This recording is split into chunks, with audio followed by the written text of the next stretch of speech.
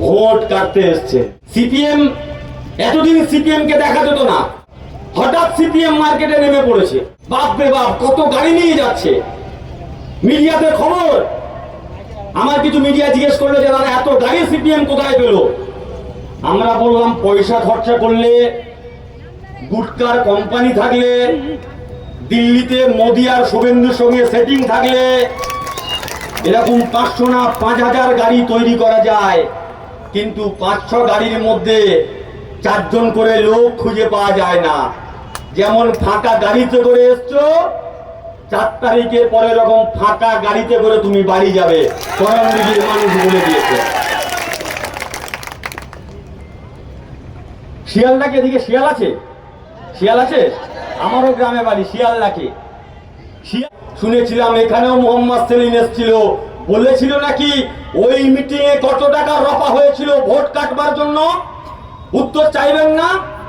কিসের সেটিং হয়েছিল হুমায়ুনের সঙ্গে, কিসের সেটিং হচ্ছে শুভেন্দুর সঙ্গে, কিসের সেটিং হচ্ছে বিজেপির সঙ্গে, প্রশ্ন উত্তর চাইবেন না? লাখ লাখ টাকার ডিল। আপনারা এখানে ক্যান্ডিডেট দেখলে বুঝতে পারবেন। সিপিএম এর ক্যান্ডিডেট নাম কি? কংগ্রেসের ক্যান্ডিডেটের নাম কি? মুর্শিদ আলম। বুঝে নিতে অসুবিধা হচ্ছে না? তুমি সিপিএম মুসলিম পাড়ায় গিয়ে বলো আমার জাত ভাই দাঁড়িয়েছে আমাকে ভোট দাও, তুমি কংগ্রেস মুসলিম পাড়ায় গিয়ে বলো যে আমার জাত ভাই দাঁড়িয়েছি আমাকে ভোট দাও। আর ভোট কাটাকাটির খেলাতে বিজেপিকে করণদিঘির মাটিতে দাঁড় করানোর চেষ্টা। আর করণদিঘির মানুষ তাই বলছে, এবারে যতই চেষ্টা করো না কেন, যে মানুষটা আমাদের বাড়ির সামনে রাস্তা করে দিয়েছে, যে মানুষটা আমাদের অলিতে গলিতে পাড়াতে রাস্তা করে দিয়েছে, সেই মানুষটাকে আমরা বিধানসভায় পাঠানোর রাস্তার ব্যবস্থা করে দেবো। সেই মানুষটা আমাদের ভোটে বিধানসভা রাস্তায় সোজা নবান্নতে যাবে, করণদিঘির মানুষ বলছে। আপনারাই প্রমাণ করে দিয়েছেন। এমনিতে আমার গলাটা, আপনি বুঝতে পারছেন আমার গলাটা ভেঙে গেছে, কন্টিনিউ প্রোগ্রাম চলছে, গলার অবস্থা খুব খারাপ, গলাটা ভেঙে গেছে। কিন্তু এবার এই ভাঙা গলা যদি একটু গরম জলে গার্গিল করে সেরে যাবে। এই বাংলার মাটিতে, বিশেষ করে করণদিঘির মাটিতে আপনারা আজকের যে জমায়েত করেছেন তাতে বিজেপি আর সিপিএম এর কোমর ভেঙে গেছে। আমার গলা সারবে, ওদের কোমর সারবে না। আজকের পর প্রমাণ হয়ে গেছে।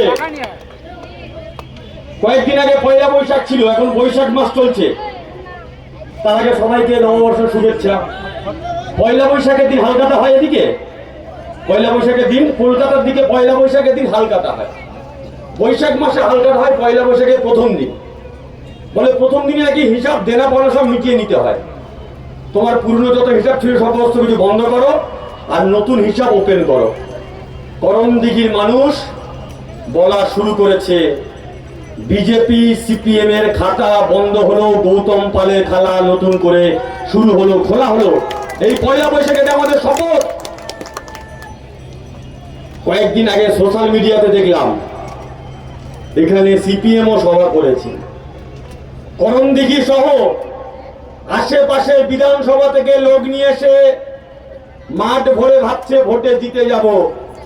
আর গৌতম পাল বলেছে আপনারা 4টে অঞ্চলে, তাও সমস্ত মানুষ এখনো আসেনি, এ মাঠ ভরিয়ে দিয়েছে। যদি করণদিঘির সমস্ত মানুষ আসতো, এই এলাকা অঞ্চল ভরে যেত। ফলে মাঠ ভরিয়ে তৃণমূলের কর্মীদেরকে যারা ভয় দেখাতে চায়, আমরা বলছি এখনো সময় আছে, সূর্য এখনো অস্ত যায়নি, এখনো সময় আছে। ভয় দেখানোর দিন শেষ, চমকানোর দিন শেষ। নতুন করে করণদিঘির মাটিতে নতুন করে মডেল করণদিঘি করবার জন্য করণদিঘির মা বোন ভাই দাদা বাপ কাকারা জোটবদ্ধ হয়েছে। করণদিঘিকে জেতাতে হবে, করণদিঘিকে বাঁচাতে হবে। আর করণদিঘি যদি বাঁচে তবেই পশ্চিম বাংলা বাঁচবে। সিপিএম এখানে এসছে। আগের দিন আপনারা অনেকেই জানেন যে আমি সিপিএম করতাম, লাল ঝান্ডা পার্টি করতাম। গলায় এখনো লাল গামছাটা রেখেছি, লাল ছাড়িনি। অনেকে বললো দাদা তুমি লাল গামছা কেন রেখেছো, তুমি তো বামপন্থী ছিলে, এখন তুমি ডানপন্থী হয়েছো। আমরা এই এলাকার যারা সিপিএম এর বন্ধু আছে, বিনয়ের সঙ্গে অনুরোধ করব, আপনি যে বামপন্থার কথা ভাবেন আর মোহাম্মদ সেলিম আর হাজী শাহাবুদ্দিনরা যে বামপন্থার কথা বলে, দুটোর মধ্যে আকাশ পাতাল পার্থক্য আছে। আপনার বামপন্থা হচ্ছে দুবেলা দুমুঠো পেট ভরে খাবার, আপনার বামপন্থা হচ্ছে গরিব মানুষের বেঁচে থাকার অধিকার। আর সেলিম বাবু আর শাহাবুদ্দিন বাবুদের বামপন্থা হচ্ছে এসি ঘর থেকে বেরোবো না, এসি গাড়ি থেকে লড়বো না, আর নিজের সন্তানের জন্য ইংলিশ মিডিয়াম স্কুল খুলে ইংলিশ মিডিয়াম স্কুল ছাড়া অন্য কোথাও পড়াবো না, কোনো সমস্যা হলে শিলিগুড়ি নিউটিয়াতে গিয়ে ভর্তি করব, সরকারি হসপিটালে যাব না। কোনটি আসল বামপন্থা? এরা যারা বামপন্থার কথা বলে এরা আসলে বামপন্থার নাম করে ভোগপন্থাতে বিশ্বাস করেছে। আর এ কথা গ্যারান্টি দিয়ে বলে যাচ্ছি, এই বাংলার মাটিতে মমতা ব্যানার্জির চেয়ে বড় বামপন্থী আর একজনও আপনি খুঁজে পাবেন না। এসো আলোচনা করি। আপনারা বলবেন এই কথা বললেন, এসো আলোচনা করি। তোমরা তো দুবেলা দুমুঠো পেট ভরে খাওয়ার কথা বলেন, তোমরা বলেছো। আর মমতা ব্যানার্জি বলেছে ওরা ভাবছে আমি প্রতিটা মানুষের 2 টাকা কেজি দরে চাল দিয়েছি যাতে প্রতিটা মানুষ দুবেলা দুমুঠো গরম ভাতের গন্ধ পায়। এটাই তো বামপন্থা। তোমরা স্কুল স্কুল করে লাফালাফি করছো, বলছে এডুকেশনের 12টা বাজিয়েছে, এডুকেশন হাফ করব।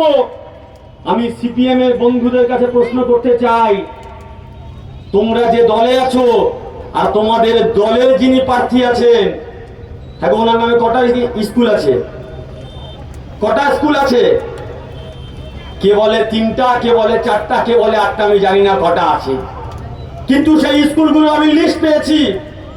তোমরা যে সিপিএম এর বন্ধুরা আছো, মাথায় ঝান্ডা বেঁধে দিন রাত 24 ঘন্টা ওই ক্যান্ডিডেটের পিছনে দৌড়াচ্ছ, ভাবছো তোমাদের জন্য ভালো দিন আসবে।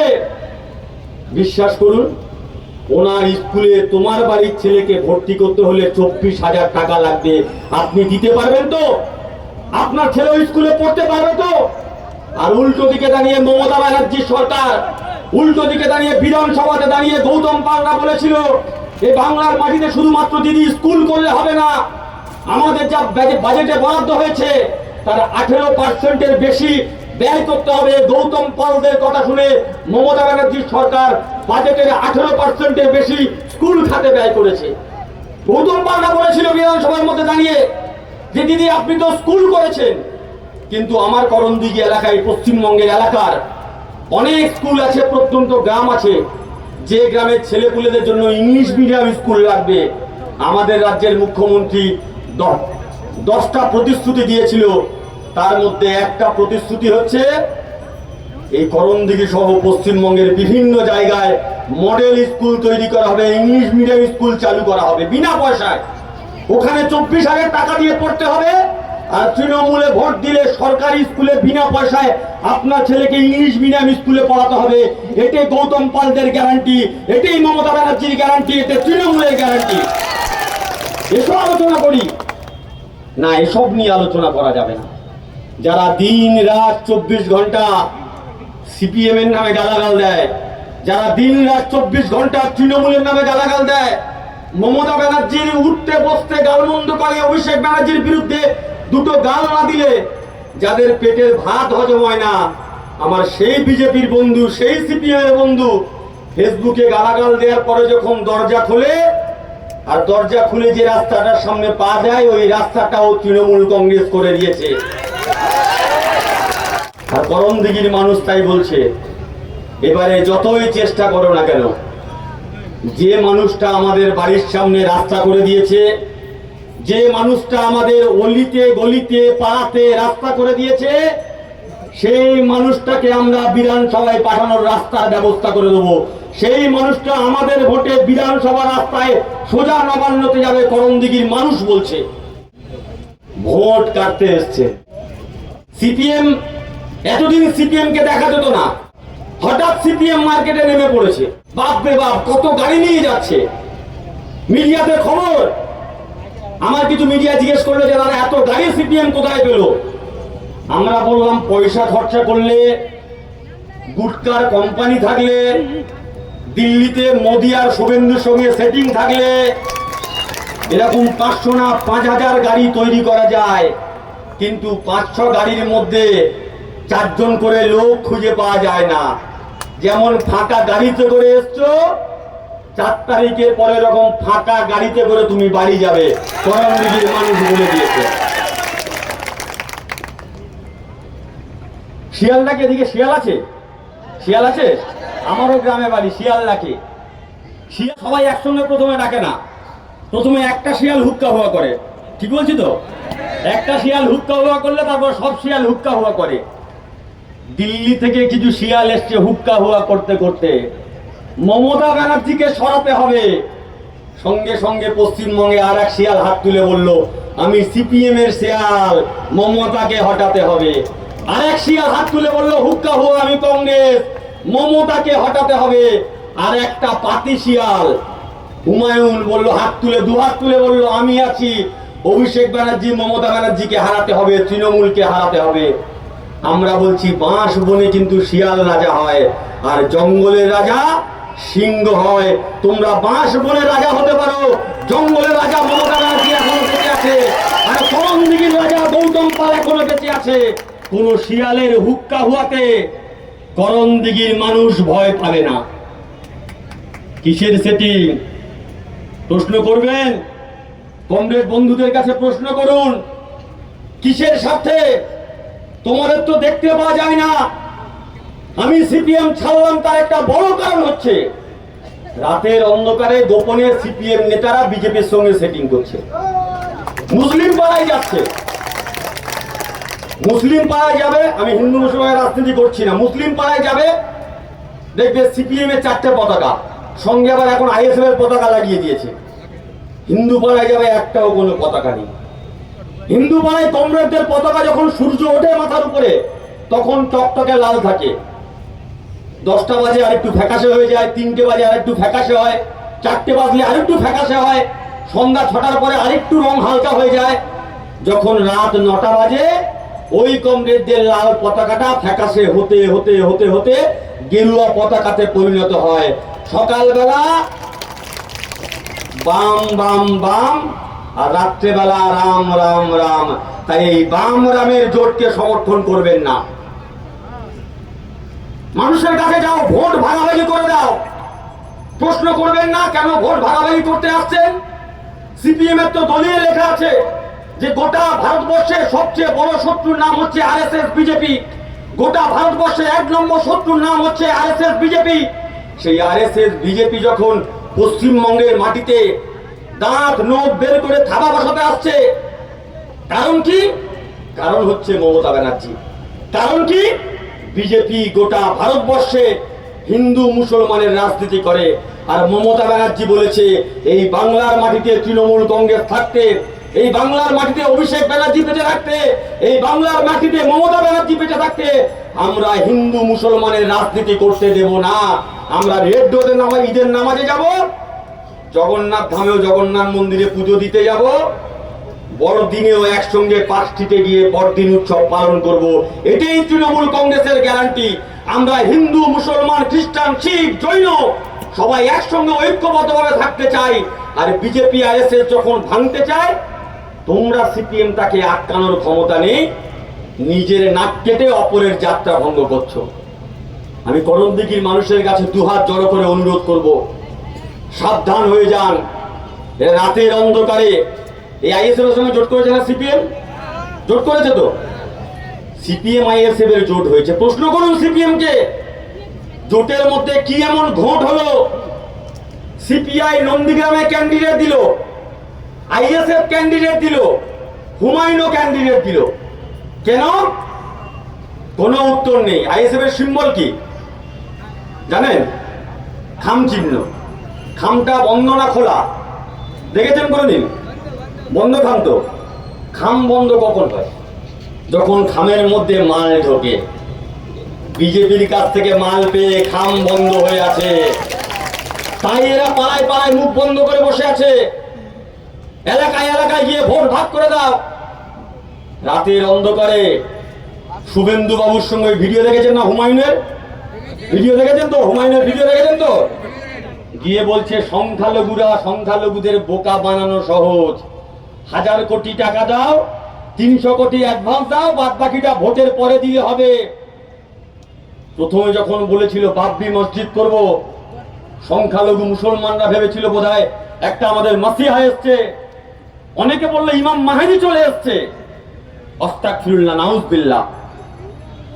তারপরে এখন প্রমাণ হলো আরে ওই ইমাম মাহদি তো আশেপাশে যেতে পারবে না, ছেড়ে দিয়ে ওই তুলনা করাও গুস্তাখি। এ তো দাজ্জালের বাবা এসছে, যে লাখো লাখো টাকা নিয়ে, কোটি কোটি টাকা নিয়ে হিন্দু মুসলমানের মধ্যে দাঙ্গা লাগাতে আসছে। আর সেই হুমায়ুনের সঙ্গে মোহাম্মদ সেলিম রাত্রি 9টার পরে বিজেপি যে হোটেলে বসে থাকে, ওয়েস্টিং হোটেলে মিটিং করতে গেছে। শুনেছিলাম এখানেও মোহাম্মদ সেলিম এসেছিল, বলেছিল নাকি ওই মিটিং এ কত টাকা রফা হয়েছিল ভোট কাটবার জন্য। উত্তর চাইবেন না? কিসের সেটিং হয়েছিল হুমায়ুনের সঙ্গে, কিসের সেটিং হচ্ছে শুভেন্দুর সঙ্গে, কিসের সেটিং হচ্ছে বিজেপির সঙ্গে, প্রশ্ন উত্তর চাইবেন না? লাখ লাখ টাকার ডিল। আপনারা এখানে ক্যান্ডিডেট দেখলে বুঝতে পারবেন। সিপিএম এর ক্যান্ডিডেট নাম কি? কংগ্রেসের ক্যান্ডিডেটের নাম কি? মুর্শিদ আলম। বুঝে নিতে অসুবিধা হচ্ছে না? তুমি সিপিএম মুসলিম পাড়ায় গিয়ে বলো আমার জাত ভাই দাঁড়িয়েছে আমাকে ভোট দাও, তুমি কংগ্রেস মুসলিম পাড়ায় গিয়ে বলো যে আমার জাত ভাই দাঁড়িয়েছি আমাকে ভোট দাও। আর ভোট কাটাকাটির খেলাতে বিজেপিকে করণদিঘির মাটিতে দাঁড় করানোর চেষ্টা। এলাকার মানুষের কাছে বলতে চাই, যারা হিন্দু মুসলমানে দাঙ্গা লাগাতে আসবে, যে বিজেপি সিপিএম কংগ্রেস নতুন করে বাংলার মাটিতে এসআইআর এর নামে আমাদের থেকে আমাদের দেশকে ভোলাতে আসবে। এসআইআর এখান থেকে বাদ গেছে প্রায় 30,000 মানুষের নাম, তাই তো? 32,000। একটা বিধানসভা থেকে 32,000 মানুষের নাম বাদ দিয়ে দিল। সিপিএম বিজেপি কংগ্রেস এত বড় বড় কথা বলে, কোথায় ছিল যখন এসআইআর এর মানুষের নাম বাদ চলে যাচ্ছে? একদিনও রাস্তায় দেখেছেন আমাদের তৃণমূল কংগ্রেসের কর্মীরা, এই গৌতম পালরা অক্লান্ত পরিশ্রম করে মাথার ঘাম পায়ে ফেলে বিএলএ 2 দিয়ে আপনাদের বাড়িতে বাড়িতে ফর্ম ফিল আপ করেছিল বলে আজকে মাত্র 30,000 মানুষের নাম বাদ গেছে। না হলে এই সংখ্যাটা প্রায় 90,000 হয়ে যেত। সেদিনও তো তোমরা রাস্তায় কেউ ছিলে না। আর যখন অসংখ্য মানুষের নাম কেটে বাদ চলে গেল, সিপিএম এর বিকাশ বাবু কোর্টে গিয়ে দিনরাত কেস করে, এসআইআর নিয়ে সুপ্রিম কোর্টে যায়নি। সিপিএম এর মুখ্যমন্ত্রী কেরালার বিজয়ন, তিনি একবারের জন্য সুপ্রিম কোর্টে যায়নি। সুপ্রিম কোর্টে গিয়েছিল বাংলার বাহিনী মমতা ব্যানার্জি। মোদির চোখে চোখ রেখে বলেছিল তৃণমূল কংগ্রেস বেঁচে থাকতে বাংলার মাটিতে আমরা এসআইআর করতে দেব না। আর এতে তৃণমূল কংগ্রেসের গ্যারান্টি। আমি এলাকার মা ভাই বোনেদের কাছে অনুরোধ করব, এটা তৃণমূল কংগ্রেসের গ্যারান্টি। গৌতম পাল ভোটে তো জিতবে, 4 তারিখে রেজাল্ট বের হবে, তার 1 মাস পরে যাদের নাম বাদ গেছে তাদের নাম 1 মাসের মধ্যে তোলা হবে। এটা গৌতম পালের গ্যারান্টি, এটা তৃণমূল কংগ্রেসের গ্যারান্টি। তাই আপনাদের কাছে অনুরোধ করব, ভোট ভাগাভাগি করবেন না, ভোট কাটাকাটি করবেন না। কাটাকাটির খেলাতে আসলে ওরা বাংলাটাকে কাটতে চায়। আজকে যদি আপনি ভোট ভাগাভাগি করেন, কালকে ওরা আপনার সন্তানের ভবিষ্যৎ কাটাকাটি করবে। আজকে যদি আপনি ভোট কাটেন, কালকে আপনার সন্তানের ছিন্ন ভিন্ন শরীরকে আপনার বাড়ির সামনে রেখে যাবে। যোগী শুনতে পাচ্ছেন না? যোগী আদিত্যনাথ এসে বলছে বুলডোজার চলেগা, বুলডোজার নিয়ে এসছে। বলছে আমাদের উত্তরপ্রদেশে মসজিদে আজান দেয়া বন্ধ করেছি বুলডোজার চালিয়ে, বাংলাতে এবার বুলডোজার রাজ চলবে। আর আমি যখন এই করণদিঘি রাস্তা দিয়ে আসছিলাম, দেখছিলাম রাস্তার দুপাশে বেশ কিছু বুলডোজার দাঁড়িয়ে আছে। আমি জিজ্ঞেস করলাম দাদাকে যে দাদা এই বুলডোজার কেন দাঁড়িয়ে আছে? বললো আমাদের পথস্থির কিছু কাজ বাকি আছে, তাপ্পি মারার কাজ চলছে। নরেন্দ্র মোদীর বুলডোজার, যোগী আদিত্যনাথের বুলডোজার মানুষের বাড়ি ভাঙার জন্য ব্যবহার করা হয়, আর মমতা ব্যানার্জির বুলডোজার মানুষের বাড়ির সামনে রাস্তা তৈরি করবার জন্য ব্যবহার করা হয়। এটা ওদের সঙ্গে আমাদের পার্থক্য। শুভেন্দু বলছে যদি বিজেপি ক্ষমতায় আসে কোন জিহাদি মুসলমান বাংলায় রাখবো না। হুমায়ুন বলেছিল আমরা যদি আসি কোন হিন্দু মুর্শিদাবাদে রাখবো না। এ বলে মুসলমান রাখবো না, ও বলে হিন্দু রাখবো না। আর মমতা ব্যানার্জি বলেছে চতুর্থবারে তৃণমূল কংগ্রেস সরকারে এলে এ বাংলার মাটিতে কোনো কাঁচা বাড়ি রাখবো না। যে সমস্ত কাঁচা বাড়ি আছে তাদের বাড়ি, সবার বাড়ি পাকা করে দেওয়া হবে, সবার মাথার উপর ছাদ করে দেওয়া হবে। এটাই ওদের সঙ্গে আমাদের পার্থক্য। ওরা ভাঙার রাজনীতি করে, আর এই গৌতম পালরা, মমতা ব্যানার্জি, অভিষেক ব্যানার্জি, তৃণমূল কংগ্রেস জোড়ার রাজনীতি করে। তাই ভাঙার বিরুদ্ধে জোড়ার লড়াই, এই লড়াই আমাদেরকে লড়তে হবে। আর এই লড়াই শুধুমাত্র আমাদের জন্য লড়তে হবে না। আমাদের অক্সিজেন দেয় কে? গাছ। গাছ আমাদের অক্সিজেন দেয় তো? বিজেপি নেতারা বলে না না, গাছ আমাদের অক্সিজেন দেয় না, গরু আমাদের অক্সিজেন দেয়। আমরা সবাই জানি তাজমহল তৈরি করেছিল কে? সম্রাট শাহজাহান। ওরা বলে না না, ওটা সম্রাট শাহজাহান তাজমহল তৈরি করেনি, ওটা আসলে তেজামহল। কুতুবউদ্দিন আইবক তৈরি করেছিল কুতুব মিনার, ওরা বলে না না, ওটা আসলে বিষ্ণু স্তম্ভ। আমরা সবাই জানি রক্তচাপ বেড়ে গেলে ওষুধ খেতে হয়, ওরা বলে না না, রক্তচাপ বেড়ে গেলে ওষুধ খাওয়ার কোনো দরকার নেই, অ্যান্টি ক্লক ওয়াইজে তুমি গরুর গায়ে হাত বোলালে তোমার রক্তচাপ কমে যাবে। আমরা সবাই জানি কোভিড হলে ওষুধ খেতে হয়, ওরা বলে সকাল সকাল গোমূত্র পান করলে কোভিড সেরে যাবে। তা আমরা বলেছিলাম যে যদি সকাল সকাল গোমূত্র পান করলে কোভিড সেরে যায়, তো যখন অমিত শাহর কোভিড হয়েছিল তখন দিল্লি এমসে কেন ভর্তি হয়েছিল? ও তো যোগীর গোয়ালে গিয়ে চিত হয়ে শুয়ে পড়তে পারতো, কোভিড সেরে যেত। আমরা সবাই জানি ক্যান্সার হলে কেমো দিতে হয়, ওরা বলে না না, ক্যান্সার যদি হয় সকালবেলা আপনি চন্দন আর হলুদ দিয়ে যদি গোমূত্র পান করেন তাহলে আপনার ক্যান্সার সেরে যাবে। ওরা গরুর দুধে সোনা খুঁজতে যায়। আপনি বলবেন যে দাদা কি বলছো, অনেকে হাসছে এই কথা শুনে। এই কথাগুলো যখন বলছে আজকে, যখন আপনি হাসছেন, এই যে কাকিমা যে বাচ্চাটা নিয়ে এসছে, পেছনে যে বাচ্চাটা বসে আছে, ভাবুন আজ থেকে 10 বছর পরে ওই ছোট্ট বাচ্চাটা যখন আপনি সারাদিন কাজ কর্ম করে বাড়িতে ঢুকবেন, এই বাচ্চাটা জোরে জোরে চিৎকার করে করে পড়বে, গাছ আমাদের অক্সিজেন দেয় না, গরু আমাদের অক্সিজেন দেয়, গরুর দুধে সোনা পাওয়া যায়। আপনি বলবেন কি পড়ছিস? বলে বইয়ে লেখা আছে, বই পড়ছি। আপনি দেখবেন বই কথাগুলোই লেখা আছে। আপনি বলবেন বইটা বন্ধ করো বাবা, বই ভুল লেখা আছে। সেদিন আপনার বাড়ির সন্তান আবার বাড়ির মধ্যে গিয়ে চিৎকার করে করে ওই পড়াগুলোই পড়বে। আপনি বিরক্ত হবেন, রেগে যাবেন, চিৎকার করে আপনার সন্তানের দিকে চোখটা লাল করে আঙুলটা তুলে বলবেন বইটা বন্ধ করো, বই ভুল লেখা আছে। সেদিন আপনার বাড়ির সন্তান যদি আপনার চোখের দিকে তাকিয়ে প্রশ্ন করে, যেদিন দেশের বিজেপি সরকার এই সিলেবাসটা বদলে দিচ্ছিল, সেদিন তুমি কেন সরকারের দিকে আঙুল তোলনি? আজকের আমি বাচ্চা ছেলে কেন আমার দিকে আঙুল তুলেছো? আপনি আপনার সন্তানের চোখের দিকে তাকিয়ে কোনো উত্তর দিতে পারবেন তো? তো লড়াইটা কেবলমাত্র আমাদের লড়াই না, লড়াইটা কেবলমাত্র তৃণমূল কংগ্রেসকে জেতানোর লড়াই না, লড়াইটা কেবলমাত্র গৌতম দাকে বিধানসভায় পাঠানোর লড়াই না, লড়াইটা আগামী দিনে বাংলার মাটিতে আমার আপনার সন্তান সুরক্ষিত থাকবে কিনা, এই লড়াই তার লড়াই। আর এই লড়াই আমাদেরকে লড়তে হবে, আর এই লড়াই আমাদেরকে জিততে হবে।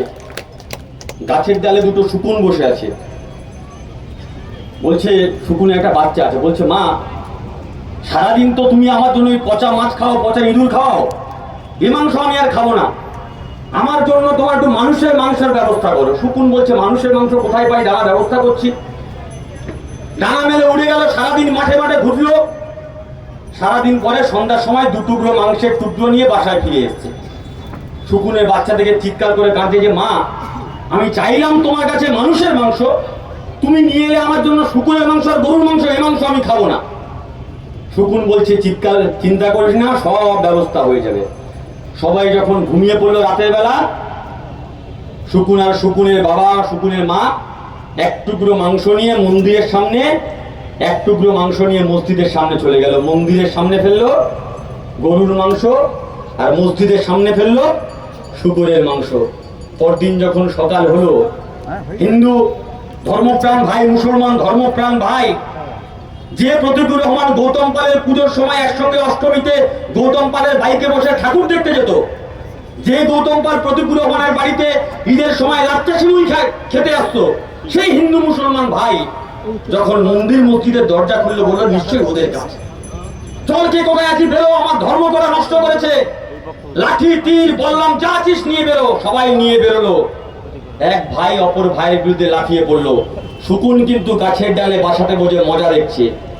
যখন গন্ডগোল থেমে গেল, সবাই যে যার মতো বাড়ি চলে গেল, শকুন তখন গাছের ডাল থেকে বলছে, বাচ্চাকে বলছে ওই দেখ গলির দিকে তাকিয়ে দেখ, গোটা গলি রক্তে লাল হয়ে গেছে, কিছু মানুষের নিথর শরীর ওই গলির মধ্যে পড়ে আছে। শকুন তখন শকুনের বাবা মা শকুনের বাচ্চাটাকে বলল, তুই তো চেয়েছিলিস মানুষের মাংস, ওই গলির মধ্যে তাকিয়ে দেখ কতগুলো মানুষের লাশ পড়ে আছে, এবার পেট ভরে যত খুশি মানুষের মাংস খা।